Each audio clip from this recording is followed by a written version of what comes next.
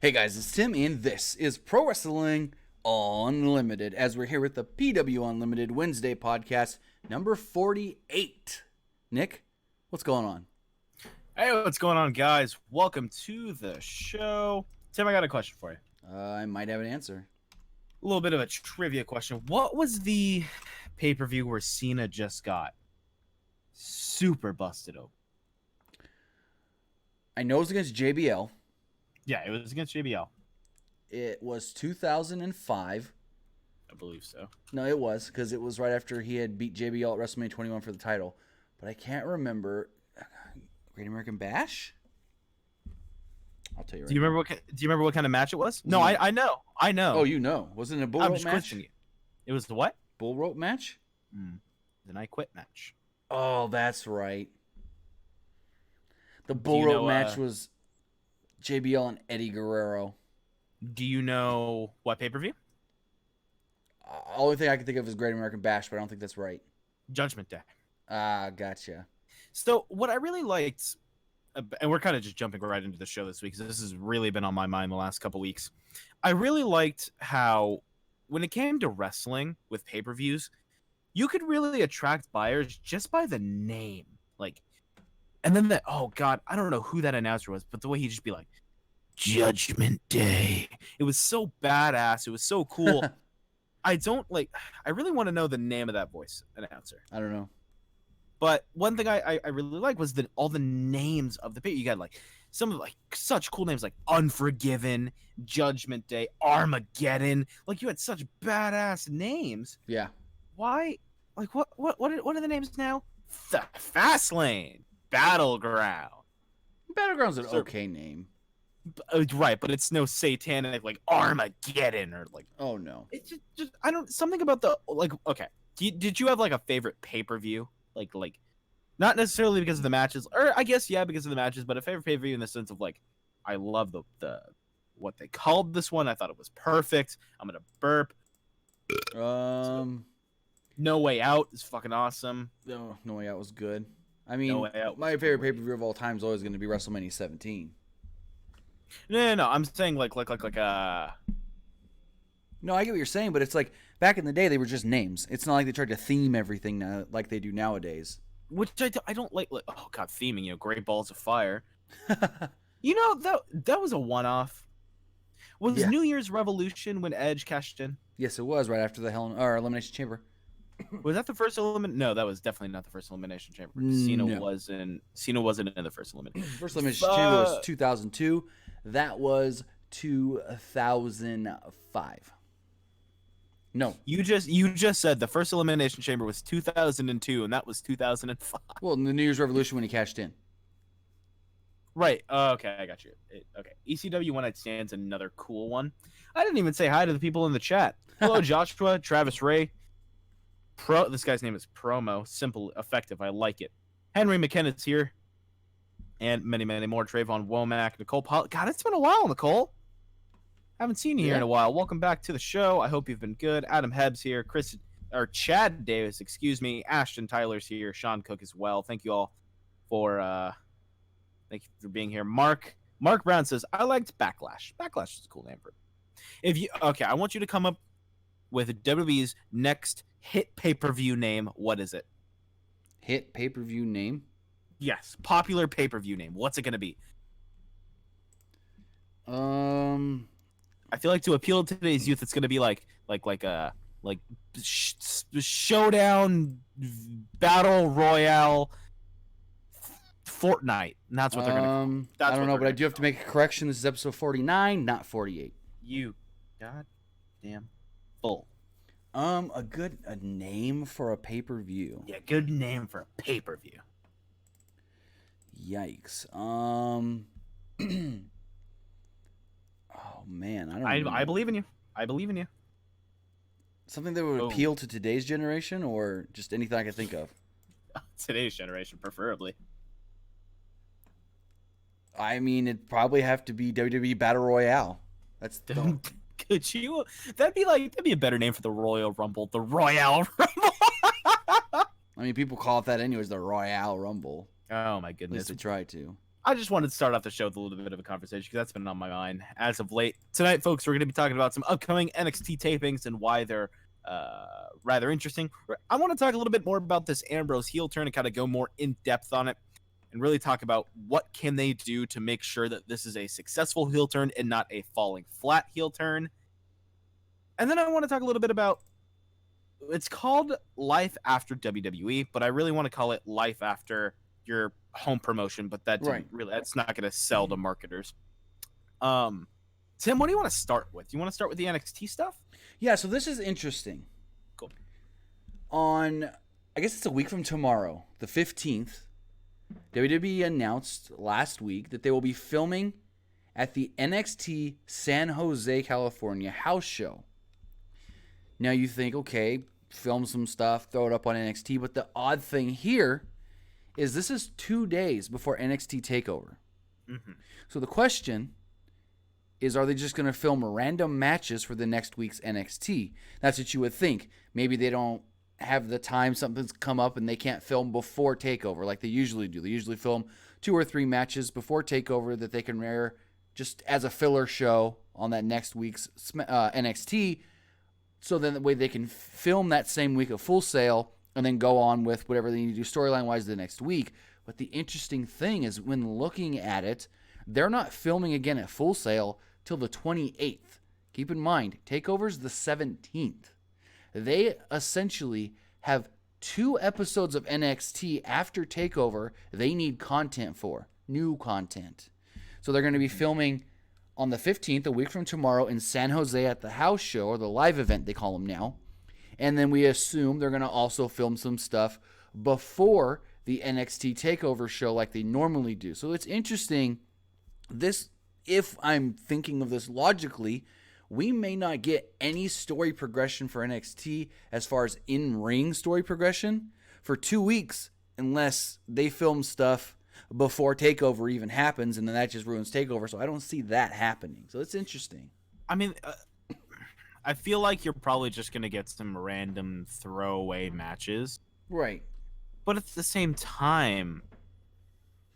Now, they don't have to be completely throwaways, because like they've done before, you can have like an NXT title Beeline match. Stories. Well, true, but what Beeline stories do they really have that's not going to be talked or worked over at Takeover? But like I said... Anything involving EC3? But you know what I mean? But isn't he feuding with Adam Cole, and Adam Cole's in War Games? Is EC... Yeah. See, okay, so my thing is that it's either that or we're just going to get, like, future story that they're going to use. They're going to use... Or maybe they're not taping anything at that. That's going to be, you know...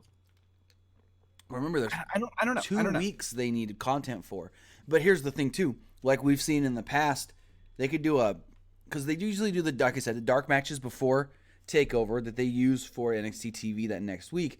And I mean, heck, for all you know, you could be getting an NXT title match at Takeover or at San Jose, and they use that for the next week's show. You know what I mean? Like, well, you get what if they assume? So maybe there won't be commentary, but maybe they can dub in the commentary.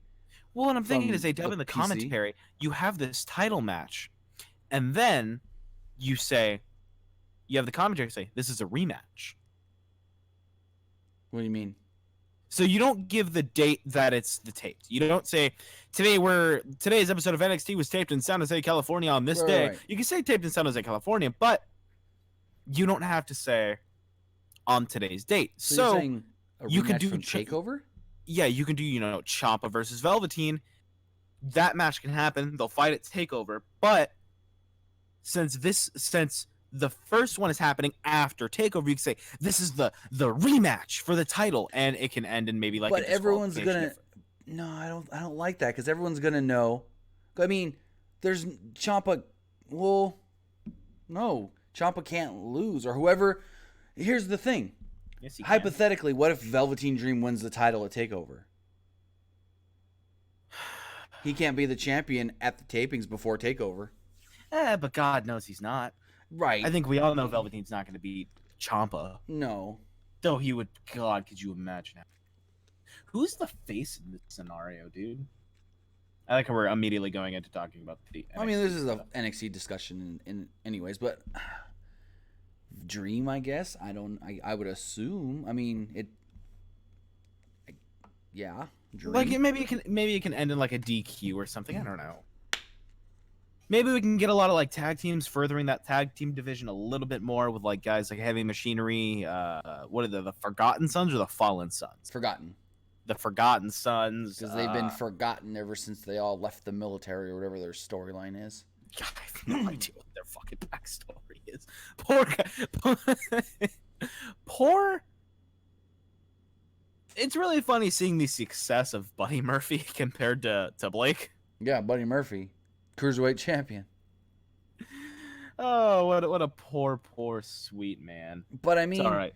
Like I said, I think you might get like some surprise cool matches at the San Jose show that they can air the next week on. I mean, to be honest, it's gonna be. Just thought of something. So here's the thing: you got like War Games. You can do any of those guys in random matches at the house show, and you don't know how War Games is gonna go, so you just think they're random matches, but actually they're matches that play off of War Games because once they add the commentary in, you know what I mean? Like if they know, and here's the kicker with this though, if they know how War Games is gonna go and everything's laid out already, then this could work. They could say, oh, Roderick Strong versus Raymond Rowe, and you know, and at Takeover, these two did this in War Games, and now they're fighting here. But if something happens, and you know, there's just a lot of factors that can make it not work right. But I'm just trying to see how you can make it work. I guess we'll have to see what gets taped, really. I'm gonna do a shot in the dark right now. Okay. And I'm gonna message our guy. Sure. If he's gonna be at NXT San Jose, guy that we've talked to, who just signed his WWE deal, or his NXT deal, I should say. Ooh, it'd be like the hometown boy, kinda. You know, I messaged over Cole Quinn. But because then if you get that, maybe this is a really good way to get some TV debuts for guys like what's his actual name in there? Mansoor. He's someone like Mansoor in there. There's no way that he replied this quickly. No, it wasn't. It was Sean in our group chat. Sean, we're trying to do the podcast. Good Lord. Anyway, this could be a good way to kind of you could use it as some of those like you know, big guys that maybe you don't want to debut at a pay-per-view, but also feel like, hey, we can debut them in front of a clearly this is going to be a hot crowd. Now that they know that it's a takeover, it's the Bay Area. Bay Area people go crazy for any form of sport. Yes. And they're college kids, so anytime a college kid can go out and drink legally and get to watch dudes beat the shit out of each other, they're probably going to pop for it. So it could be a way to just bring in some new guys. Could be. I don't know. I don't know. I am rather interested to find out. What are you doing? He's just like breaking his microphone anywhere. My headphone cord went out. I just switched headphones. Oh, gotcha. Cool. Right on, man. We're good. But I mean, no, I get what you're saying. Use it as like, I mean, remember how War Raiders debuted? They debuted before a takeover. They came out and squashed a bunch of teams, and then it was aired that next week on the NXT TV show. So, yeah, they could do it as like a, you know, let's have somebody debut. And Mansoor, who is from Northern California, even though they're probably going to bill him from Saudi Arabia because, you know, he had to try out in Saudi Arabia and all that. Do you think they'll bill him from Saudi Arabia? You think they'll say it? Hold on. Let me see if they've been saying... I also don't think... he's actually from Saudi Arabia. No, he's from California. At least grew up. Well, I think he told us where he was actually. Anyway, Trayvon Womack makes a great point. They can debut Punishment Martinez. Yeah, he's done a couple of house shows. Punishment, that could be really, really good. Chelsea Green would be really nice to see as well. Mm-hmm. There's a lot of names in that you could potentially bring for like a TV debut. Hey, come watch this brand new person. If you guys do want to watch a lot of Mansoor stuff. And if you guys don't know who Mansoor is, if you played WWE 2K19 and you played the My Career, he is the voice of Cole Quinn. Really, really great guy. We talked to Mansoor. He is just a sweetheart. I love him to death. He has guinea pigs, and they're named after anime characters because he's a weeaboo. But regardless, on the indies, he went by Manny Faberino. If Manny that name Faberino. maybe sounds familiar. Yeah. So, what was I even saying about him? You were saying how to I just see think more of he's his just stuff. good. Yeah, if you guys want to see more of his stuff, Hood Slam. Yep. Twitch.tv/Hood Slam. They replay every single one of their pay-per-views. They do 2 shows every Friday a month.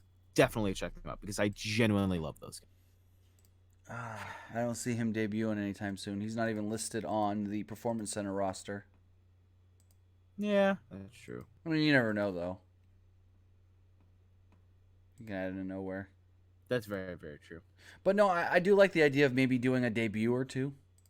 Yeah, maybe Because- it doesn't even have to be like a high-profile debut. It could be Right. a guy like Manny. It could be doesn't need to be like a Chelsea Green or even a I wouldn't say Punish Martinez exactly. Plus, the other thing, too, is like the house show's going to be, 2-3 hours long? They only need 45 minutes of content once they add in their commercials and everything for the network. Exactly. So you don't even know what's going to be used.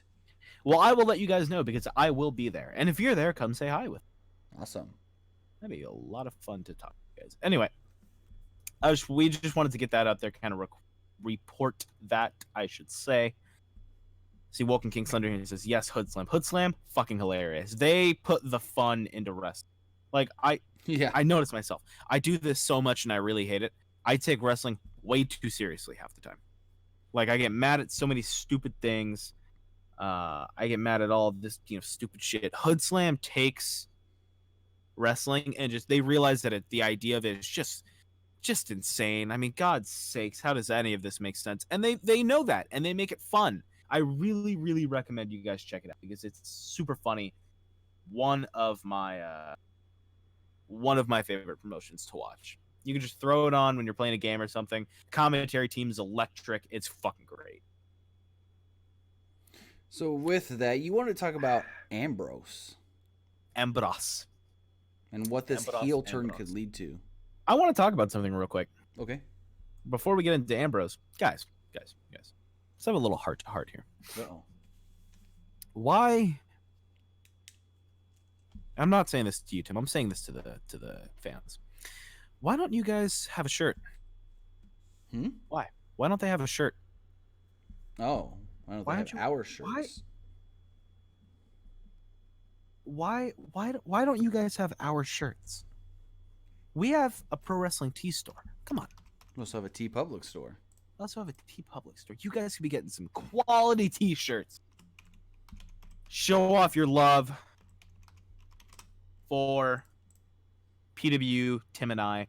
Got some shirts over on Pro Wrestling Tees. Got some shirts over on T Public. Take your pick on which designs you like more. The guarantee that I make with every shirt that we sell, you will get a personalized custom meme from me because I hate myself, and that's all I have left in life is to make custom memes for my closest friends, and we'll be closest friends. It'll be like I'll love you, but it's not one of those like generic I love you. It'll be one of those like I'm ready to take your hand in marriage if you buy one of our t-shirts. Don't even buy me a wedding ring. Just wear the t-shirt to the wedding. I'm serious about it. If you guys buy a shirt, check us out on Pro Wrestling Tees. Check us out on T Public. Links are right up there in the chat. Buy a shirt. Yeah. And if you don't buy a shirt, we're not friends. I'm sorry. Anyway, folks, let's talk a little bit about Dean Ambrose and the heel turn thing, because I feel like this heel turn could be very, very good and very lucrative for the WWE, Yes. or it could fall flat on its face and we'll forget that Ambrose even existed. The fact of the matter is they're going to be fighting over this IC title. I'm assuming for a while. This is not going to be a short feud. This is going to be a very long, detailed feud, much like the original one back in 2016. Am I wrong? No. Earlier? When he first turned? When Seth turned? Or when Seth was Money in the Bank.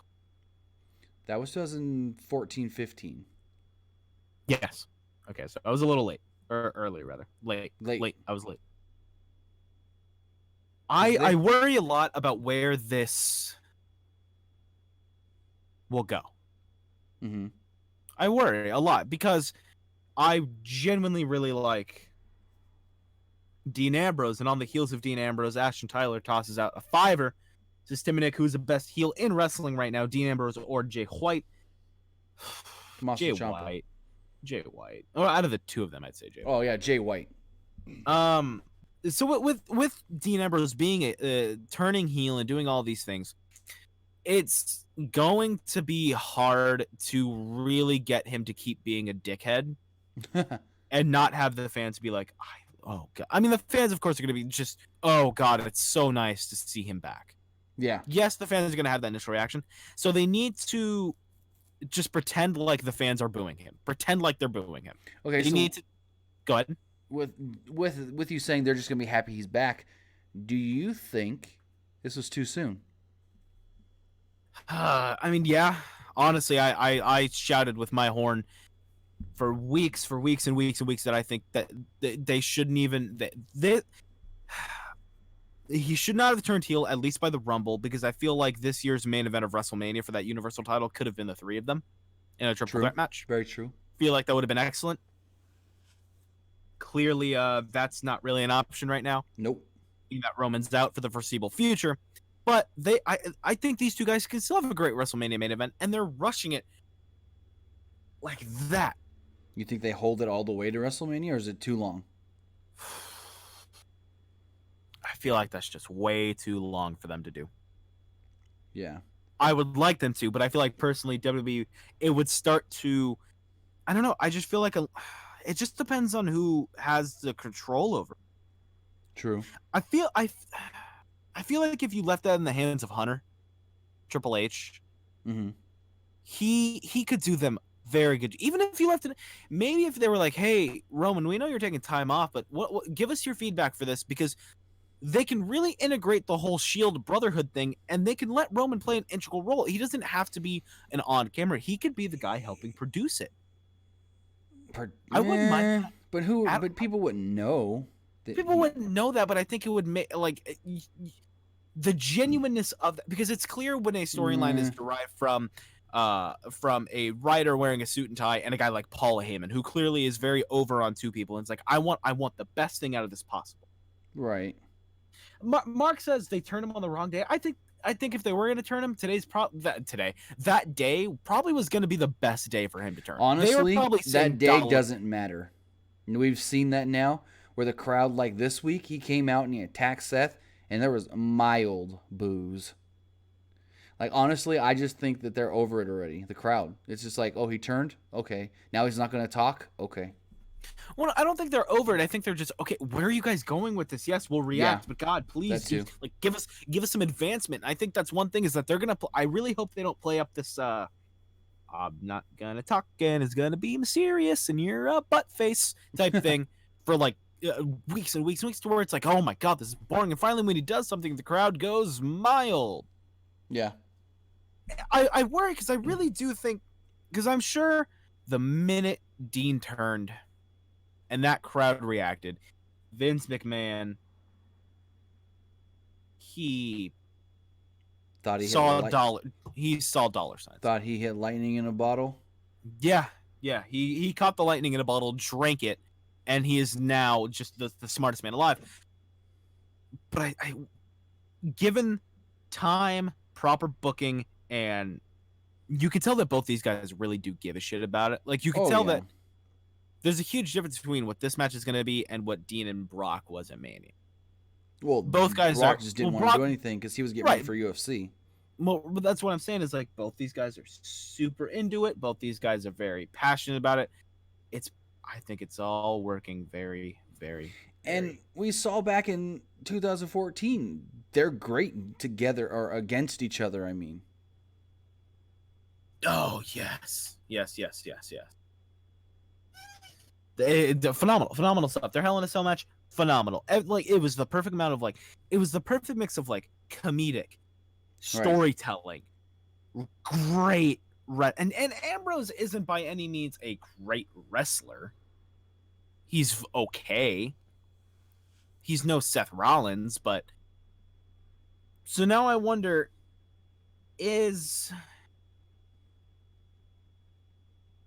Oh, real quick, Trayvon Womack makes a great point. He says, Tim and Nick, this reminds me of when No, you're thinking of someone else, Trey. He says when Ray told Batista, let's do this for Eddie, and Batista when Eddie is dead. That was Ray that was like, Eddie's dead, and he's in hell. Remember when Randy straight up said Eddie is in hell? Yep. That's so badass. Oh god, that's incredible stuff. But does Dean Ambrose interfere in the SummerSlam match for Seth and Shinsuke and Nakamura? I feel like he shouldn't because I feel Survivor like Series. Yeah, I'm sorry. You threw me off for a second. I was like SummerSlam. Good. I think SS, and I immediately think. Okay, here's the thing. Maybe, and if he does, you think he repercussions because he say he cost Seth the match. He cost Seth the match. I'm saying it.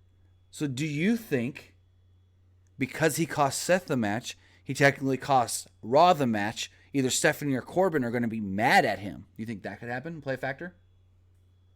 Why would it matter? Like, why would that being in the storyline matter? Like, what can they do from there? I guess hold down, like pigeonhole Dean. There's no way you're going to pigeonhole a supernova. You can't pigeonhole someone that white hot. It's impossible. You can't. I mean, that guy, he's going to be handicap against AOP. I don't know. No. I don't know. I'd also hope that he doesn't interfere because I feel like, God, if they want to give this U.S. title any legitimacy, for God's sake, Seth is going to have to not put over isn't lose, but put over Shinsuke in a major way. You know what I mean? Yeah. Like he is going to have to put him over in a major way. I can see this being a DIY type thing, where maybe Seth loses because maybe he sees Ambrose, or maybe the Shield song goes off and he gets distracted, and Shinsuke hits a Kinshasa right as Seth turns around. Right. Something like that, where maybe Dean doesn't necessarily have to be involved, much like how Ciampa wasn't involved in the beginning of that feud. That's incredible that they had that feud with Ciampa and Gargano last for so long, with Ciampa still being hurt. Now that's storytelling right there, and I feel like they could do great. They could do phenomenal with Seth and Dean if they treated this as if it's as important as Gargano and Ciampa, because it's in theory kind of the same thing. Two brothers, one brother turned on the other because one was tired of always being, left out. The fans loved Rollins, the fans loved Gargano. Ciampa and Dean were kind of left out. Yes, people liked them. Yes, people were talking about them, but they weren't as integral. Now, another thing I wonder, we still have the Survivor Series, the traditional tag match between Raw and SmackDown. Now, will Dean Ambrose be a part of that team? No. Will Seth cost the team? No. So you think he's going to be... So what's he going to do? Dean?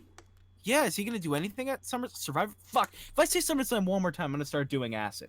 Is he going to do anything at Survivor Series? I mean, other than maybe interfere with Seth, no. Because that Survivor Series men's team for Raw is going to be Kurt, Braun, Drew, Dolph, and most likely Bobby Lashley.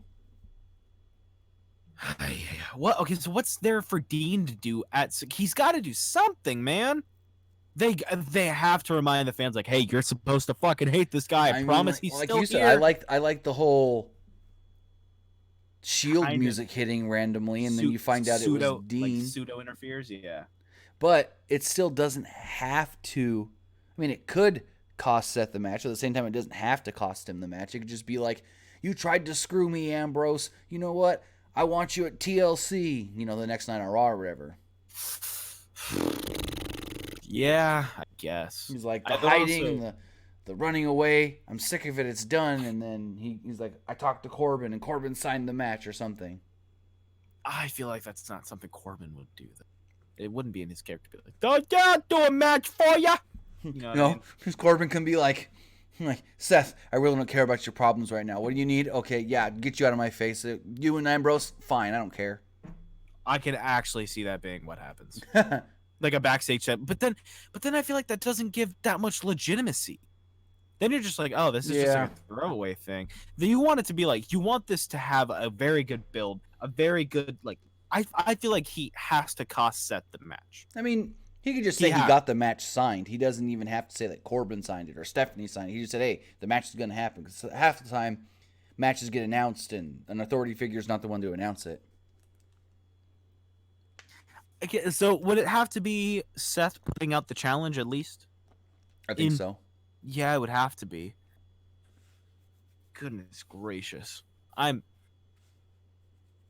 nervous and really excited. Thank you, Nicole, for the Canadian currency, the Canadian $2, eh? She says, have Roman's music hit, eh? Nah. Well, Roman's music is the Shield music. It's basically the same thing. It's the Shield music slowed down. It just doesn't say the Sierra Hotel, you know. You know, I worry.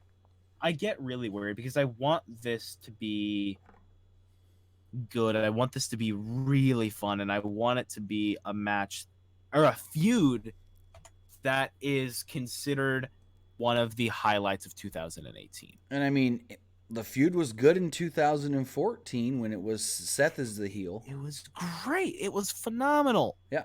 And I hope they bring it up. Yeah, they could. I really, really liked 2014 is a year for those guys. The commentary has said at one point, Seth turned on the Shield before, and maybe all of that has festered in Ambrose, and this is why he's finally snapped. I think they've said something along those lines on commentary. But neither Dean or Seth has said that.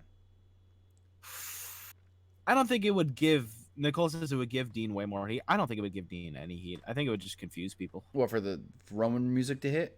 Yeah, I don't know why that would associate with Dean. You know what I mean? It would just be an easy way to distract Seth. Exactly. I don't know. I just worry a lot about this feud. So, we'll see. Definitely. And again, this is going to give some more legitimacy, which I'm excited for, to that IC title, too. Yeah. People are going to look at that IC title as not just a title. They're going to look at it as something. Correct. So Britt asked who will be the tag teams on the 5-on-5 tag team elimination. I'm not sure, but yes, it will be 5 tag teams on each side. That's 10 guys on each team. So stupid. They did it in 2016, and it was all random jobber teams, basically. Duh, we beat the New Day, and we're going to pick the New Day because we respect them. Here's the thing. Shut the fuck up. No. I think... I mean, I'm wrong here, but if you want to put logic to it, you can say that both teams were already chosen by the general manager to be on the team. It was just who was going to captain the team was up for grabs. But then afterwards, Usos asked New Day to be on the team, so I don't know. I think it's dumb. Dumb. Trevor 1X says that Nick, I think Seth had said last Monday, at least when I stabbed the Shield in the back, I at least had the balls to explain why I think you're right. He said something along those lines. I remember that. Thank you, Trayvon. I greatly appreciate it, my guy. Diego V says heel Bryan versus face Miz at WrestleMania. I mean, Daniel Bryan has been a little heelish and crazy when it comes to the Miz. Did you change the thumbnail to say 49, or am I crazy? No, I did. Okay. I was just, real thrown off there. Because, I mean, healed Psycho Daniel Bryan. Remember when Miz was in the ring with Maurice and their quote-unquote baby, and Daniel Bryan went to attack the Miz while he was holding the baby, even though it was a baby doll. Bryan didn't know that was a doll. He was literally going to attack a man while he was holding his child. It's a perfect time to do it. It's a psycho heel thing to do. And then Snitsky punted a fucking baby. Snitsky wasn't all there in the head. We knew that. Oh, Snitsky, you goatee wearing motherfucker. It wasn't my fault. Oh, God. I love Snitsky. I loved him so much. Gene Snitsky. Have you seen him recently? Yeah. That dude's ripped. It kind of looks like he could be Strowman's brother. He's Brain Strowman. God, remember that? That was stupid. Yeah, what the hell? That's one of those things you don't want to try to remember. Exactly. What is your least favorite wrestling memory? Memory? Yeah. I wasn't alive for it, but it does creep into my mind time to time when I try to sleep. Mae Young giving birth to a hand. Yeah, that was kind of or Mae Young giving Eric Bischoff the Bronco Buster. Oh God. Oh God. Oh, no, I got one. It was I know it was May and Moolah. Backstage at WrestleMania 20. They were making out with Mean Gene and somebody else. I can't remember who it was. Maybe Bobby the Brain in some random janitor's closet. Oh my God, you're right. Yeah. And they tried to run out, and Man Moolah were like, "Where are you going?" And they pulled them back in. And they were like, "No." And like Coach walked by or something, or Ron. Coach walked by at one point, and then Ron Simmons walked by and was like, "Darn." Let's talk a little bit about, as we begin to wrap up, life after leaving home. When you joined, I don't think it was when you joined when you left home the first time, when you moved, was it when you went to the Army? Technically, yes. Technically, yes. So you didn't live on your own at any point besides soon as you left. I kind of couch surfed for about a year. Okay. When the first time you were out on your own, what was that like? Well, I mean, one word to describe. So to give a little backstory, I graduated high school 2007. I didn't. I dropped out. And I went to college. I was going for graphic design and all that. I had a job, but where I lived in the mountains. Closest college was 30, 45 minutes away. I went to school 4 days a week, so those days I was at school, I wasn't working. I worked only 3 days a week because I didn't have many bills as a 18-year-old. Lucky and so what I would do is I would stay at my buddy's house in the city because he was only 7 minutes away from college. So I'd stay at his house the 4 days I had school.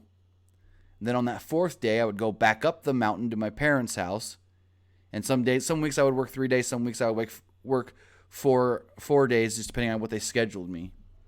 So, I mean, I wasn't paying rent for anything. I didn't have many bills. So it was like I was still living with my parents, but it was like half the week. The first time I was really, truly like away and on my own is when I left for the Army. So, a lot of times going out where your comfort zone is or where you're used to can be kind of fucking terrifying. Yeah? I remember I still live with my family, but I do remember things like bouncing around middle schools a lot. You know, my early years of school, I bounced schools a lot, and it was just the worst. I was so scared of being out of my element. And that's kind of what I want to talk about, are people that left their element, whether it be they started in TNA and left, they started in WWE and went here, they started here and went there. Who's really succeeded? Like, so what you're asking is, who did okay to like meh in one promotion, but once they left, all of a sudden just was great? Yes. So, I mean, first one that comes to mind, of course, Cody. Do you have an argument to raise? Yes, he did great, but nothing's changed. I just think people are still he's got lucky enough to have that honeymoon phase last really, really, really long, and Right, then but All In was like a major success. But nothing's changed in his style, speech. It's I mean, it's just him. Here's the thing. In WWE, he never got to just be himself.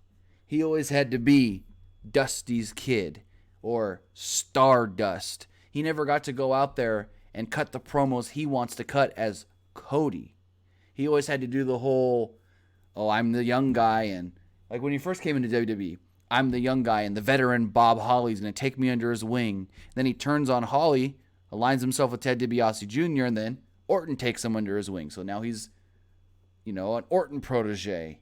And then he kind of goes on his own with the dashing Cody Rhodes stuff. And then eventually he's Stardust, and he's just stifled in the mid-card. I think now that he's out of the WWE, he's got more freedom to show who he really is. Yes. I guess. He's not as stifled with being within WWE. Another name I want to throw out there on that topic. AJ Styles. Yeah. AJ was... Huh? Feel like his story is a little different. I just feel like he didn't get the mainstream attention he deserved in TNA. Because he was great in TNA. You look back at those matches with him, Joe, and Daniels. God, you'd lose No Nut November in 3 minutes flat. And that was 2004, 2005. Are you participating in No Nut November? I would just like to let everyone know that I lost. Me too. I lost on day 6. I don't know what day I lost, but I lost. I lost on day 6. Rest in peace. I just wanted to let that be known now because I saw a few people. I haven't shaved in November. It doesn't really matter if I shave it or not. I look like a 13-year-old with my facial hair. It never changes. Anyway, yeah, I feel like AJ just didn't get that mainstream attention he got until he went to New Japan, and then when he got to WWE, it was like, oh goodness, this guy's real. Well, see, I think here's the thing. He was in TNA for so long. Excuse me. He learned the TNA style of things. Once he left and went to New Japan, he was like, wait, there's something different. It's kind of like when people leave WWE and they're like, there's something other than WWE. Because if you really think about it, AJ while in TNA, yeah, guys in TNA would also go do indie stuff sometimes. But AJ really didn't do much indie stuff while he was in TNA. He went and worked some shots for Ring of Honor early on, but that was about it. I mean, he didn't. But I guess you can also say that was at a time when TNA made their guys way more exclusive than they do now. Mm-hmm. But once he left TNA, and then he went and worked for Ring of Honor, and he worked for promotions in the UK, and he went to New Japan, and he learned so much more in those 2 years before he signed with WWE. And then he signed with WWE, and yeah, he's exclusive to WWE now. But now, his name's worldwide. His name was kind of worldwide before because wrestling fans knew who he was. But now, because he's at WWE, I don't want to say everybody knows who AJ Styles is now, but more people that are not just hardcore wrestling fans have now heard of AJ Styles. I don't know. I really like AJ, and I'm glad that now WWE was. I've got a name for you that someone that left WWE and did better in TNA. Matt Morgan. No. He was a stutterer in WWE. His gimmick was that he stuttered. He went to TNA. And he was great. He was cutting good promos. He was the blueprint Matt Morgan. Oh, what's he doing right now? I mean...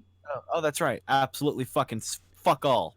You didn't say they still had to be doing stuff. You just say guys that started one place and was better when they left. Implied that if they can still go, they go. I mean, who knows if he can? He just quit and got into politics. Stupid. He was done with wrestling and got into politics in Florida.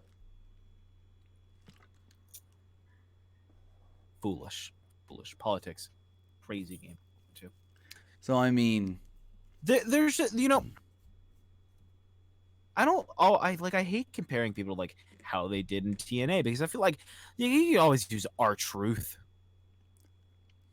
God, Truth in TNA, he was fun, but it feels like he's no different now. He's just older. well, his wrestling style, true. Character-wise is different, but his in-ring is the same.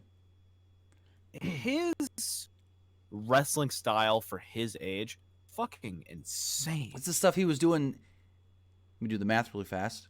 18 years ago. He was pulling out, scissor kicks and Hurricane Ranas and all this stuff. And it's like, dudes. Here's my question for you. Who did the better? Here's my question for you. Who did the better scissor kick? R-Truth or Booker T? Booker T. You think? Booker T. Booker. Okay. We want the gold, sucker. Hulk Hogan, we coming for you. Ooh. Can't say the other word. I'm not allowed to say the other word. Brother. I don't think it was that. Brother. Sean Cook. He's currently. What is he? Jake Strong. Well, he's got a couple different names on the indies. Jake Strong and Jack Hager. What a stupid fucking name Jake Strong is. Jake Strong is the name that like a fucking preschool teacher gives the fucking kid who's like a loser. Oh, you're Jake Strong. You're a big superhero. Fucking Jake Strong. But to answer his question, where is Jack Swagger? He's worked some indies. He's done a couple of shots for MLW, but he's also signed to fight for Bellator MMA. Who? Swagger. Oh, Jesus. I could fight for Bellator. Ooh, okay. Swagger was a collegiate wrestler in college, though.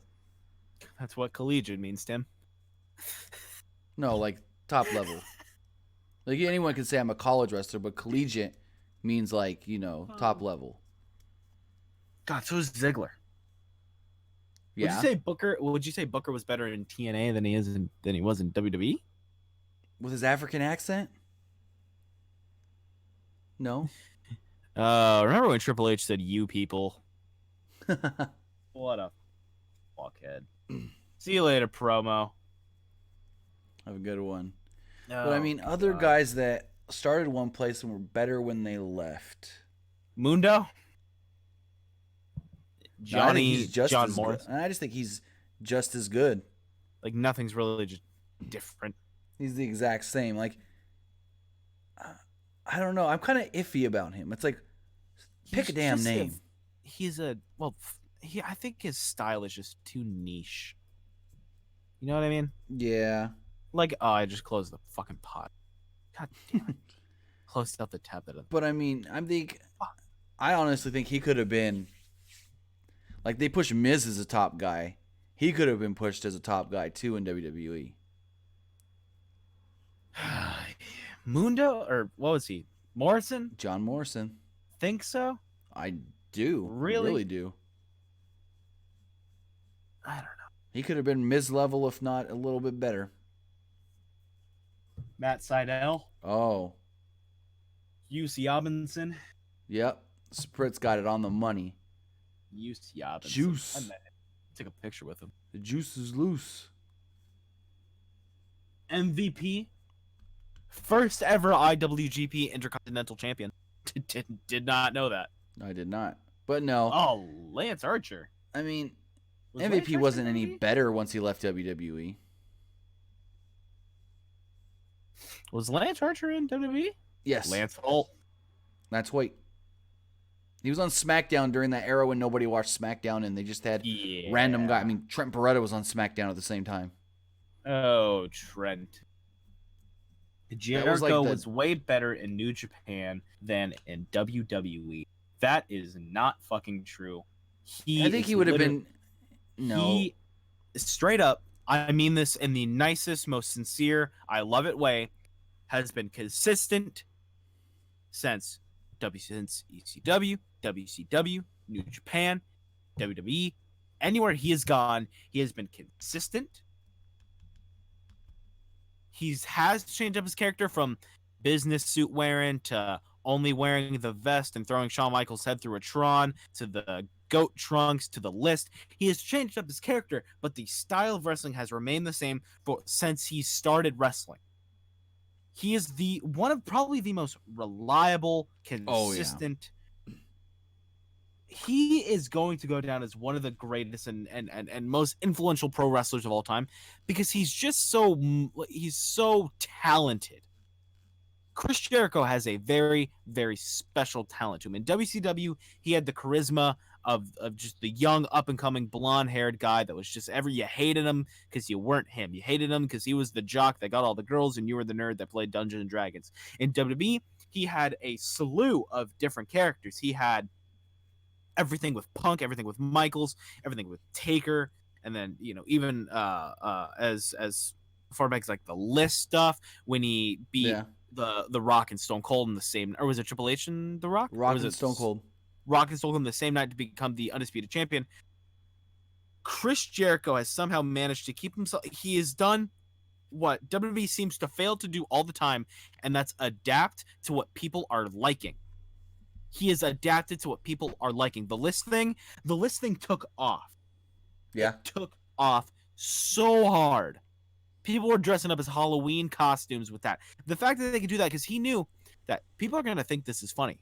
People are going to really like this. Chris Jericho knows this business. I love it to death. I love it. I think Jericho would have been just as good as he is now if he would have stayed with WWE. He hasn't really changed much other than he's got more freedom to do things that he wants to do. He's making his own decisions, unlike a team of 20 writers telling him, right, this is what we got for you this week. And I think he likes that, having more of the freedom where he can go work a Fozzy show and then go work an indie show, like All In on the same day. With WWE, Vince is going to be like, what day you got off? Okay, we'll try to work around that. It's like WWE wants him exclusive. With Jericho right now, it's more like he can do what he wants, and he's got people talking, and you never know. You can see Jericho at any time. It's not that, he's better now that he's at WWE. He's just as good. It's just he's got more freedom, so you can tell he's a little happier. Definitely.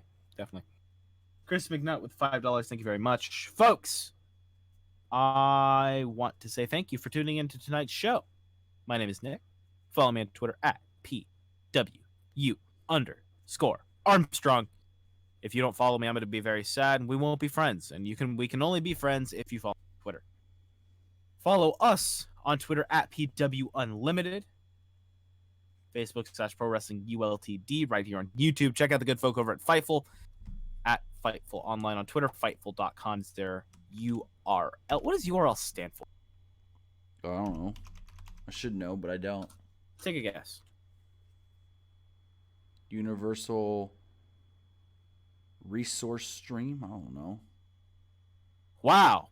What? Uniform Resource Locator. That was real close.